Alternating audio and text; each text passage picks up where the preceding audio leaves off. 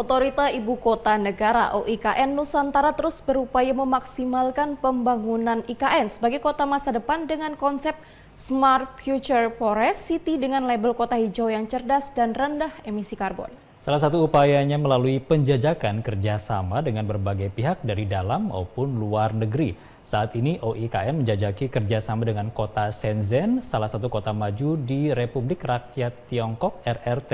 Dan untuk mengulas lebih jauh, saat ini kami telah terhubung dengan Deputi Pendanaan dan Investasi OIKN, Bapak Agung Wicaksono. Selamat sore Pak Deputi. Selamat sore pemirsa RRI sekalian. Iya, baik. Bapak, bagaimana penjelasan lebih lengkap Pak terkait dengan penjajakan kerjasama dengan kota Shenzhen untuk pembangunan IKN bisa disampaikan? Silakan Pak.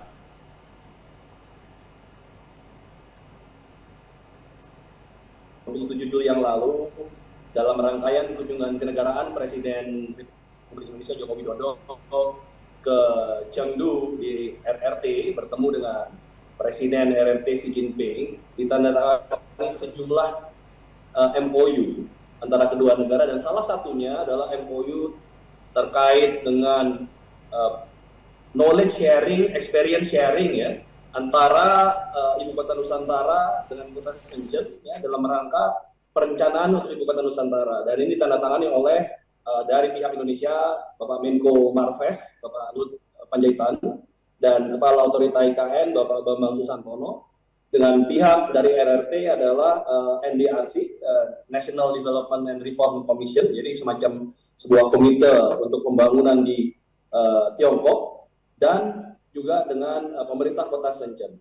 Nah, kenapa Shenzhen ini dipilih? Ini memang adalah daerah kota yang disarankan oleh Presiden RRT sendiri kepada Presiden RI, Bapak Joko Widodo, sebagai mitra, sebagai acuan untuk dua negara ini bisa bekerja sama. Ya, karena memang terbukti Shenzhen punya sebuah pengalaman yang sangat mengagumkan, yang mungkin tidak ada paralelnya di dunia ini. Tadi kalau disebut Shenzhen ini 40 tahun lalu bukan hanya sebuah kota kecil, tapi merupakan sebuah kampung nelayan. Kampung nelayan dengan hanya beberapa ribu penduduk, dan saat ini sudah menjadi sebuah kota besar, kota metropolitan, penduduk hampir 20 juta lebih, dan merupakan kota terbesar ketiga di Tiongkok, dan juga adalah pusat ekonomi yang sangat sentral bukan hanya bagi Tiongkok tapi juga seluruh dunia. Karena itu sangat bermanfaat bagi otorita IKN untuk bisa bekerja sama dengan mereka dalam hal berbagi pengetahuan dan pengalaman untuk perencanaan, pembangunan, dan juga nantinya kerjasama investasi untuk pembangunan ekonominya. Ya, baik Bapak. Kemudian kerjasama spesifik di bidang apa yang tengah difokuskan dengan Shenzhen, Pak Deputi? Silakan. Ya, yang pertama adalah dengan pertukaran pengetahuan dan pengalaman ini, kita ingin melihat bagaimana Shenzhen melakukan perencanaan yang berkesinambungan terhadap pembangunan kota ini. Perencanaan ini aspek yang sangat penting, dan tentunya kita dengan perencanaan yang baik akan bisa membangun dengan baik. Salah satu pepatah Tiongkok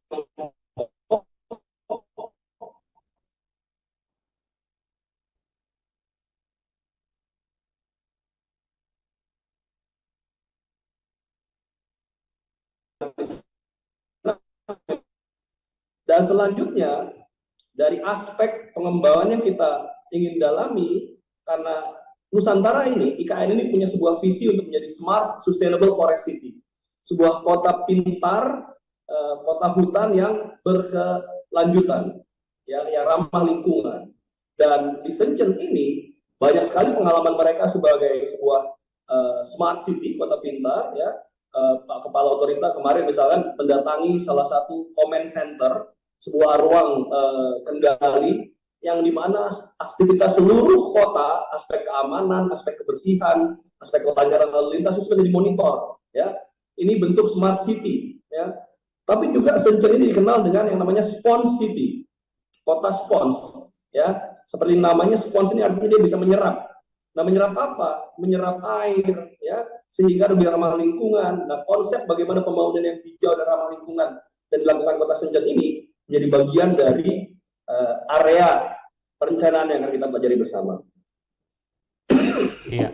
Baik, Pak Deputi, artinya memang seperti yang disampaikan tadi, Shenzhen memiliki hal-hal menarik dan mencolok begitu yang bisa menjadi ide bagi OIKN untuk membangun IKN, dan ini menjadi semacam inspirasi juga bagi IKN untuk dibangun. Kemudian apakah hanya Shenzhen begitu, Pak? Adakah kemungkinan ke depan kota-kota lainnya di dunia yang bisa menjadi acuan pembangunan IKN?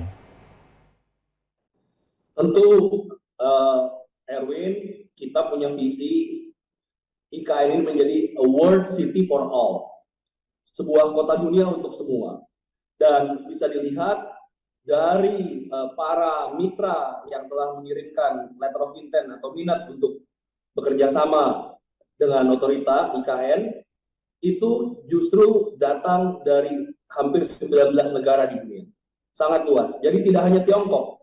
Bahkan Tiongkok ini boleh dibilang di antara mitra yang besar itu mungkin datang yang ketiga atau keempat. Sebelumnya kita ingat beberapa bulan lalu pada waktu Presiden Jokowi datang ke Jepang dalam rangkaian pertemuan G7, kami juga otorita IKN juga menandatangani MOU dengan 5 organisasi di Jepang dan menerima LOI, letter of intent, yang paling banyak waktu itu, yaitu 25 letter of intent dari perusahaan-perusahaan yang berasal dari Jepang. Jadi Jepang jelas sangat besar potensinya. Kemudian negara tetangga yang dekat kita adalah Singapura. Juga Presiden Jokowi datang langsung ke Singapura waktu itu berbicara di sebuah forum investasi yang diselenggarakan ASEC, ya. Dan di forum itu juga kami dari otorita IKN menandatangani beberapa perjanjian yang lebih jauh lagi, non-disclosure agreement. Dan memang Singapura saat ini merupakan yang paling erat, paling intens dalam kerjasamanya. Juga ada negara-negara dari Eropa seperti Perancis yang sudah datang ke IKN, dari Jerman yang kita waktu itu juga di Hannover menyelenggarakan pameran bersama mereka dengan Hannover Messe, dan lagi-lagi Presiden Jokowi juga hadir di sana. Juga Uni Emirat Arab, ya, kami juga sudah melakukan penjajakan dan beberapa perusahaan sudah dalam proses untuk menjalin kerjasama. Ini semua adalah dalam rangka kita ingin mendapatkan standar terbaik dan potensi terbaik untuk pembangunan IKN ini untuk Indonesia di masa depan. Jadi kita akan mendapatkan yang terbaik di dunia ini untuk membangun IKN, dan karena itu kita sangat aktif untuk menjalin kerjasama seperti yang kita lakukan di Shenzhen hari Sabtu kemarin. Ya.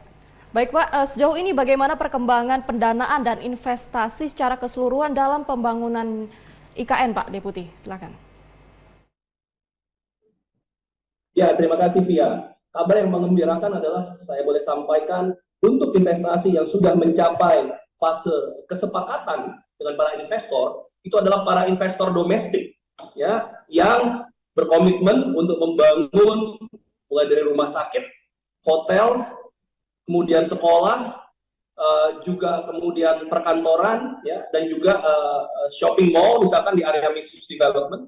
Jadi paling tidak ada 7 perusahaan Indonesia yang sudah menandatangani kesepakatan dengan otorita IKN melalui Badan Usaha Otorita atau BUO yang bernama PT Bina Karya, dan sekarang dalam fase persiapan untuk melakukan groundbreaking atau pembangunan di otorita IKN ini dalam bulan Agustus atau September mendatang. Sehingga kita bisa katakan bahwa dalam waktu dekat swasta, ya, sudah mulai masuk membangun di IKN. Selama ini kalau Anda lihat di IKN pembangunan yang berjalan ini adalah dengan anggaran negara, dengan APBN yang dilakukan oleh Kementerian PUPR yang berjalan dengan sangat baik progresnya. Sekarang lebih dari 34% kemajuannya untuk target mulai berdirinya dan terlaksananya Istana Presiden, perkantoran, kemudian juga perumahan para menteri di bulan Agustus tahun depan. Namun saat yang sama di aspek investasi, di samping seluruh dunia bekerja sama dengan kita, namun adalah perusahaan-perusahaan Indonesia yang telah menanamkan komitmen dan kesepakatannya, karena IKN ini adalah a world city for all, kota dunia untuk semua, namun juga adalah ibu kota Republik Indonesia, dan karenanya adalah para pengusaha-pengusaha Indonesia yang mengawali kesepakatan dan melangkah ke depan. Demikian. Dari sekian proses dan progres yang terjadi saat ini begitu Pak, termasuk juga terkait pembangunan, pendanaan, dan investasi, apakah ini sudah sesuai target dari yang sudah dicanangkan oleh IKN sendiri begitu Pak? Saya rasa sesuai sekali. Jadi dari aspek pembangunan terutama ya seperti kita dengar dari Kementerian PUPR beberapa hari lalu dengan target kemajuan 34% ini saat ini adalah on track. Nah, menurut dari Kementerian PUPR juga Istana Presiden yang mencapai sekitar 23% ini juga on track ya. Dan karena itu kami berharap dan kami akan bekerja keras bahwa target di 2024 upacara 17 Agustus 2024 akan berlangsung di Ibu Kota Nusantara ya, dipimpin Bapak Presiden akan terwujud, dan disitulah adalah sebuah titik diawali perpindahan secara bertahap Ibu Kota Nusantara dari Jakarta ke IKN. Baik, Bapak Agung Wicaksono, Deputi Pendanaan dan Investasi Otorita IKN. Terima kasih banyak atas waktunya sore hari ini, Pak. Salam sehat selalu. Sama-sama, salam sehat semuanya. Terima kasih.